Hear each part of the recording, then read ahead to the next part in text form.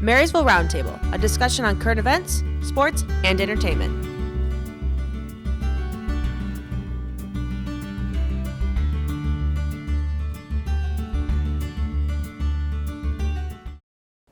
Have you taken a stroll through the Marysville Park recently? In addition to all the beautiful colors, there's a great new attraction.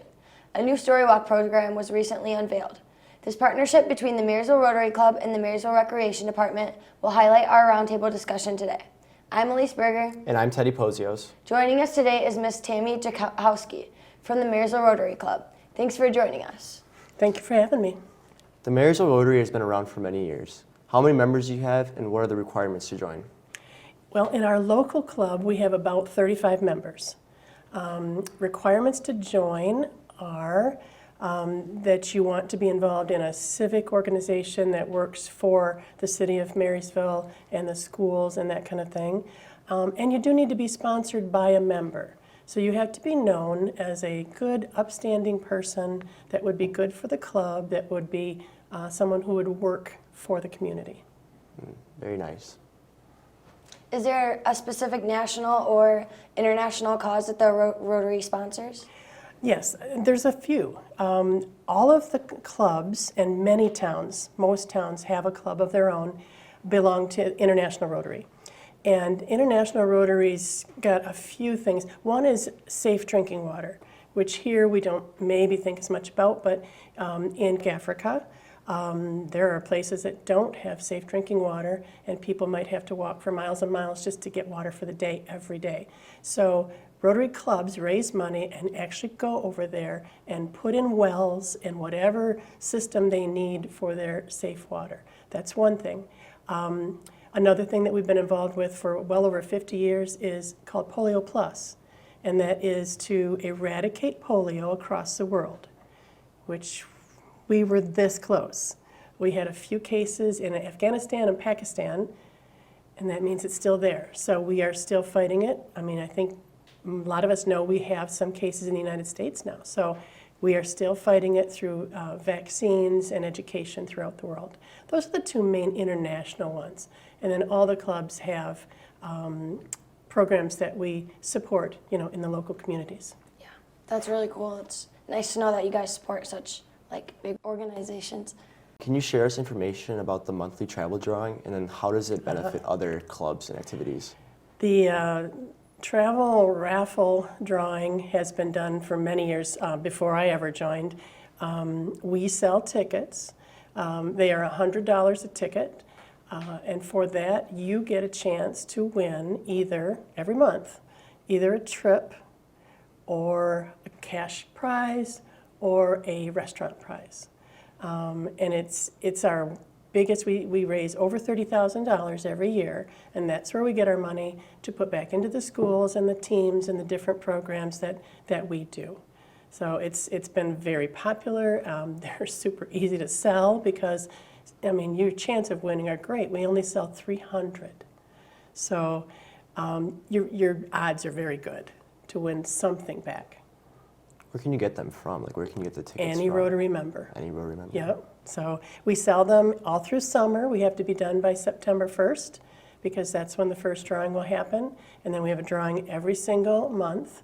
And we post the results on our Facebook page, and through emails we send it to the people who've purchased tickets, make sure everybody knows, who's winning what. But it's an exciting way to raise money. How many winners can you have? It's interesting. You, as a person with a ticket, you can win your vacation. Your ticket goes back in. For the rest of the year, you could also win a cash prize, or you could win the restaurant prize. We have had people that have won more than one prize per year. Wow. So, so we have basically 36 winners every year. Wow. Or less if you double up. Very high odds. It's very good odds. So it's not a hard sell, and it's a great way to get the money to put into these programs we do. Very. Sounds good. One of your more recent projects, like walking through the park, we noticed that you guys placed a story walk into place. Where did you guys get that idea? That was very cool. Last February, we had a speaker come from Rotary to our meeting to talk to us about the early childhood programs. Before she spoke, we were having lunch, and she mentioned something called a story walk. And she got talking about it and how RISA wanted to get story walks in a lot of the places in the county. And Rotary had been looking for a project to spend a good amount of money in the park or down by the waterfront this year. So it was like big light bulb went off, and I thought, oh, this is terrific. 2 weeks later, I think, Randy Fernandez from the city manager, came and spoke to us, and we mentioned Story Walk, and that was it. He was so excited. He wanted to be first. We didn't actually get to be first. A different area got their first one, but we did get the ball rolling. So at that point, we had all the involvement from RISA, from the city, and Rotary, so we voted to grant over $7,000 to RISA to put this together and get it installed. That's a lot of money. Well, for us it is. Yeah. Some of our projects are smaller. Yeah. Some of our projects that we do go on every single year. We support all the different clubs and teams and different things in the schools, but every so often we need a big one. And so this one, it just fit the bill. We knew the city was looking for something down there. So, and it was just such an interesting project. You know, this actually has 24 stations that they put along a walking path that goes from one end of the park to the other end of the park. So everybody's seeing where it is. Yeah. And then RISA works with the library. They decommission a book so that they can take it apart and put 2 pages at each station. And by the time you get done with your family, you've walked and you've read the book. So it hits education, it hits being outdoors. We love literacy projects, so it was just perfect. Yeah. How do you guys figure out who picks the books? Do you guys have a specific system for that? The library does that. So Okay. that's their involvement. So they will change it every couple months as they see fit. So the books will be family appropriate, and it'll be interesting because they'll change. Yeah. Yeah. That's fun. Yeah. So from the steps that you've been talking about for this project, has this, comparing to the other projects have you done, is this an easier one, or would you say this is a harder one? Well, this was not a hard project, honestly, because there were so many people working on it. So the city was involved. Materials were delivered there, so it was up to them to get it installed when they could fit it into their schedule. So it really was not a hard project.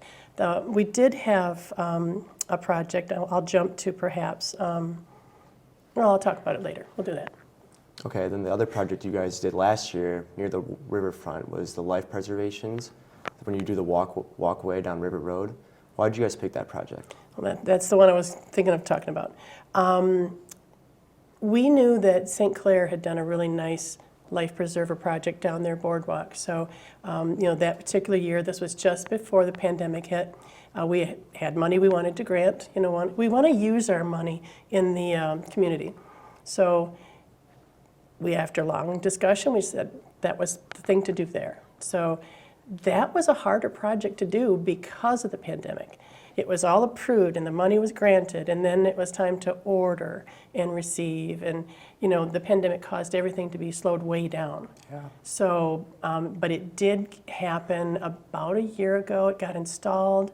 I don't know if you've seen it, but they go from Junction Buoy all the way down the boardwalk. Yeah. So they're glass encased. You just hit them, and if you need to throw one out, that's what they're for. So what happens if one of them gets used? How will you be able to replace them, or if they get taken, somebody steals them? How will that be worked There out? were extra ones ordered because, Okay. and the same thing for the story walk, because you don't know if you're going to have something break or you're going to have vandalism. Yeah. Hopefully not, but in case, we always have extras, so someone will take care of that. The city would be involved in replacing either one of those if something happened. So we're aware that you guys give away scholarships. How do you earn those, or how can you apply?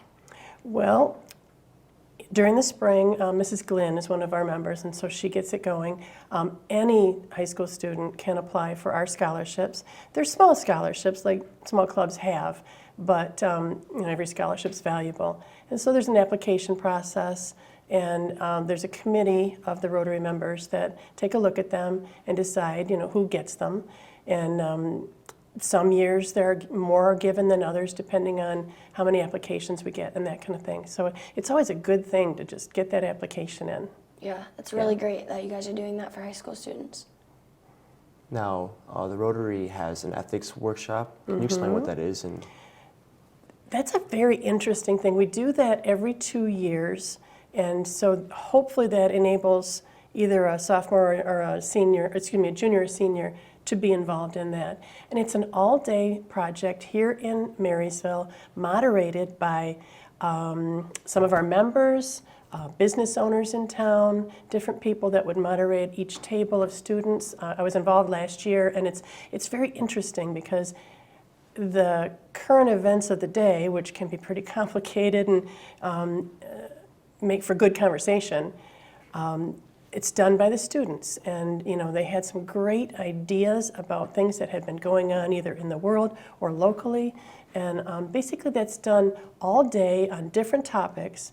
And then at the end of the day, you come together and discuss as a group. And it was really enlightening for me. It was my first time doing it. And the students were intelligent and well-spoken, and it was really good to work with them.